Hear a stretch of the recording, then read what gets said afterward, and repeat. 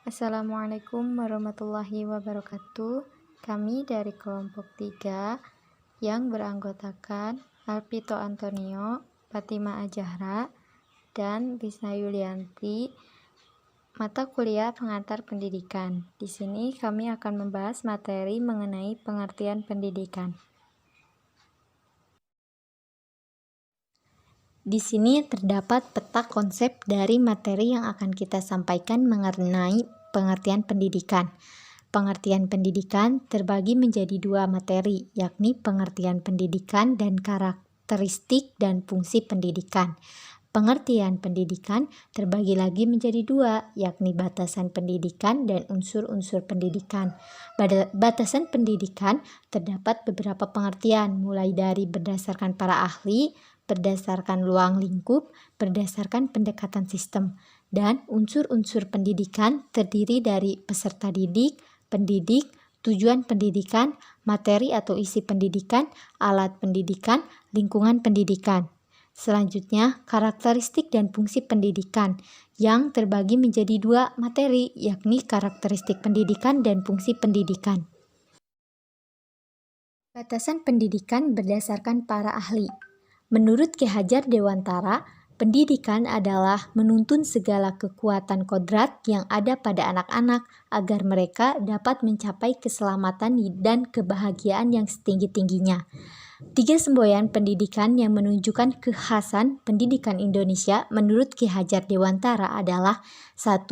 Ingarsa Sung Tulada, 2. Ing Madya Mangun Karsa, dan 3. Tutuwuri Handayani.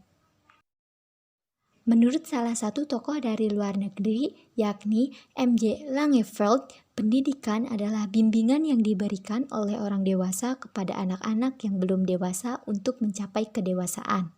Batasan pendidikan sendiri menurut Undang-Undang Nomor 2 Tahun 1989 yang diperbaharui dalam Undang-Undang Nomor 20 Tahun 2003, yakni usaha sadar dan terencana untuk mewujudkan suasana belajar dan proses pembelajaran agar kekuatan spiritual keagamaan, pengendalian diri, kepribadian, kecerdasan, akhlak mulia, serta keterampilan yang diperlukan dirinya, masyarakat, bangsa, dan negara. Batasan pendidikan berdasarkan ruang lingkup.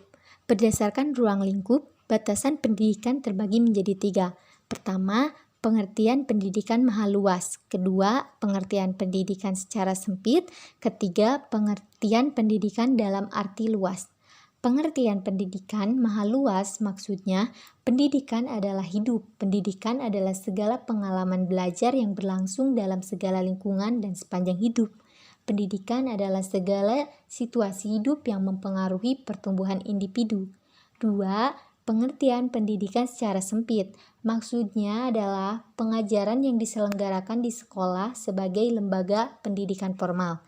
3. Pengertian pendidikan dalam arti luas terbatas. Maksudnya adalah usaha sadar yang dilakukan oleh keluarga, masyarakat, dan pemerintah melalui kegiatan bimbingan, pengajaran, dan atau latihan yang berlangsung di sekolah dan di luar sekolah sepanjang hayat untuk mempersiapkan peserta didik agar dapat memainkan peranan dalam berbagai lingkungan hidup secara tepat di masa yang akan datang. Batasan pendidikan berdasarkan pendekatan sistem terbagi menjadi 2 model. Pertama, model sistem sederhana, yakni input, proses, dan output. Kedua, model sistem dilihat dari input, proses, dan output. Namun dalam input terbagi menjadi 2, yakni instrumen input dan experimental input. Di sini saya akan menjelaskan maksud dari kedua model tersebut. Kedua sistem ini sebenarnya sama. Dalam hal ini, input yang berarti segala sesuatu yang menjadi masukan pendidikan. Sistem pendidikan menerima input dari masyarakat berupa input mentah atau raw input berupa calon peserta didik, input lingkungan berupa environmental input berupa tujuan pendidikan, filsafat pendidikan, dan lainnya. Dan input instrumental berupa pendidik, kurikulum, sarana, dan instrumen lainnya. Selanjutnya, Melewati tahap proses pendidikan merupakan proses transformasi yang interaksi fungsional antara berbagai komponen input dalam mengubah masukan mentah menjadi suatu hasil atau output yang diharapkan. Output atau hasil berupa manusia yang telah terdidik, yang telah berubah meningkat kualitasnya dalam aspek pengetahuan, keterampilan, dan sikap atau nilai. Unsur-unsur pendidikan. Pertama, peserta didik. Peserta didik adalah seseorang yang sedang berkembang, memiliki potensi tertentu, dan dalam mengembangkan potensinya tersebut didik. Dan fungsi dari peserta didik adalah terus belajar di berbagai jalur dan jenis pendidikan yang relevan sesuai dengan tuntunan dan kebutuhannya. Jenis-jenis peserta didik. 1. Berdasarkan usia. Kategori peserta didik untuk anak disebut anak didik. Kategori peserta didik untuk orang dewasa disebut warga belajar, dan kategori peserta didik untuk lanjut usia disebut warga binaan lansia. Selanjutnya, kedua, berdasarkan kondisi fisik serta psikisnya. 1. Kategori anak normal, dan kedua, kategori anak berkebutuhan khusus. Unsur pendidikan kedua yakni pendidik. Pendidik adalah orang dewasa yang bertugas untuk membimbing anak agar anak tersebut dapat menuju ke arah kedewasaan. Dan fungsi dari pendidik sendiri untuk membimbing, mengarahkan, dan membantu peserta didik untuk mencapai kedewasaan. Pendidik terbagi menjadi dua, yakni pendidik kodrati dan pendidik profesi. Pendidik kodrati adalah pendidik yang terjadi secara manual tanpa dituntut syarat-syarat tertentu, contohnya seperti orang tua.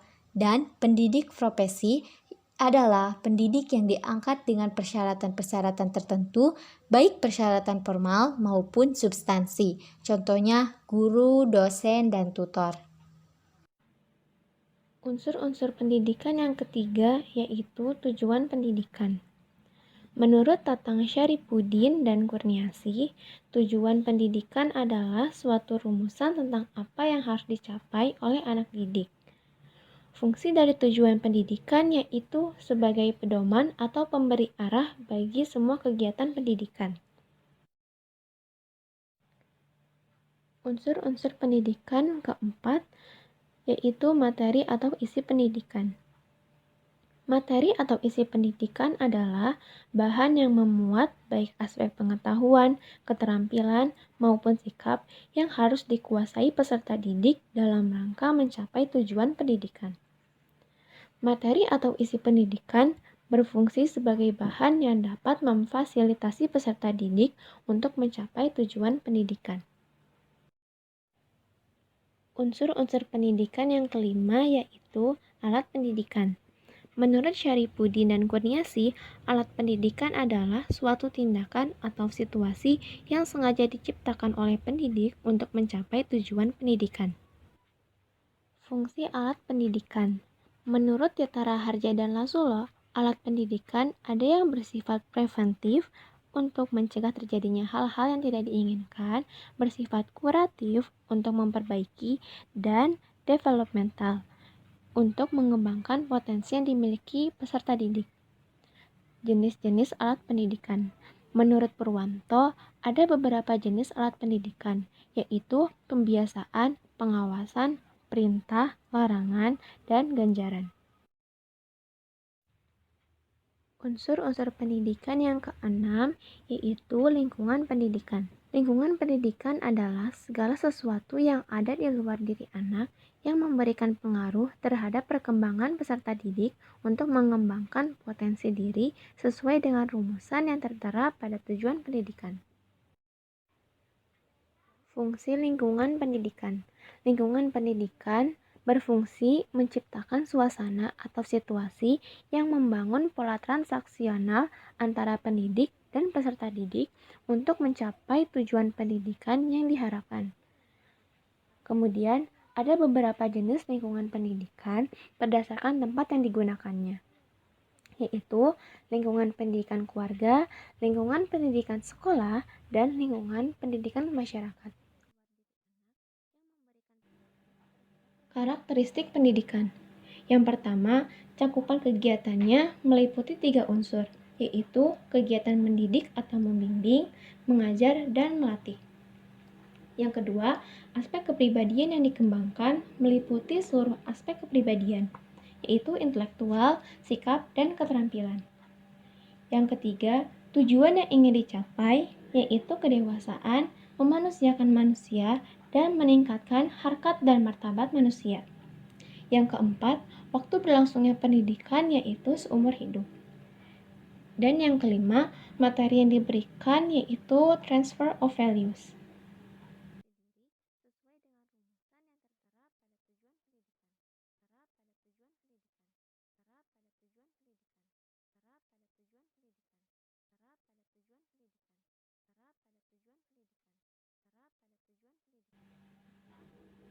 Fungsi pendidikan yaitu membantu mengembangkan kemampuan atau potensi yang dimiliki peserta didik agar menjadi manusia yang bertakwa, melaksanakan hak dan kewajiban sebagai warga negara, dan mempunyai keterampilan untuk hidup di masyarakat.